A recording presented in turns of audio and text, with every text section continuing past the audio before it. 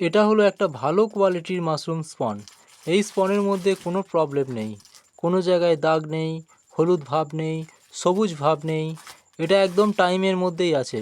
এটাকে আমরা ইউজ করতে পারি মাশরুম চাষের জন্য। এই হলো মাশরুম স্পন, আর এই স্পনটা খারাপ হয়ে গেছে। আমরা ভালো করে লক্ষ্য করলে দেখতে পাবো এই জায়গাটায় গ্রিন মোল্ড এসছে, সবুজ সবুজ একটা ভাব এসে গেছে। এটাকে বলা হয় গ্রিন মোল্ড। এই স্পনটা টোটালি ব্যাড কন্ডিশনে আছে। এই স্পনটা ইউজ করলে আমার ফার্মেও গ্রিন মোল্ড আসবে, অতএব এই ধরনের স্পনকে ফেলে দিতে হয়। এই যে স্পনগুলো দেখতে পাচ্ছেন, এই স্পনগুলো ওভার ম্যাচিওর হয়ে গেছে, একদম হলদে হলদে পাড়া হয়েছে গেছে। এটা বাতিল।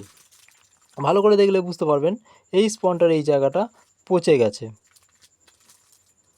আর এই স্পনটা অনেকটাই খারাপ কন্ডিশনে আছে, এটা ওভার ম্যাচিওর হয়ে গেছে। অর্থাৎ একটা নির্দিষ্ট সময়ে এটা চাষ করার ছিল, বাট সেই সময়ের মধ্যে এটা চাষ হয়নি, তো এটা এক প্রকার নষ্ট হয়ে গেছে। বন্ধুরা, এই হলো পেট্রি ডিশ। এর মধ্যে আছে মাশরুমের মাইসিলিয়াম। এটা আমি খুলে দেখাচ্ছি।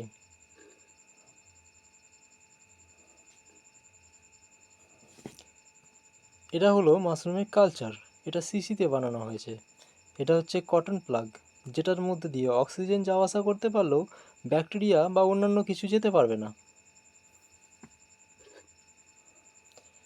মাইসিলিয়াম ভালোই কালচারে গ্রোথ করেছে। মাইসিলিয়াম একদম ডিশের ওপর পর্যন্ত উঠে গেছে, কাঁচের শিশির ওপর পর্যন্ত উঠে গেছে। এতেও মাইসিলিয়াম কালচার করা যায়। এই যে দেখতে পাচ্ছেন, এগুলো ব্যাড কালচার, এগুলো খারাপ হয়ে গেছে, ভেতরটা নষ্ট হয়ে গেছে।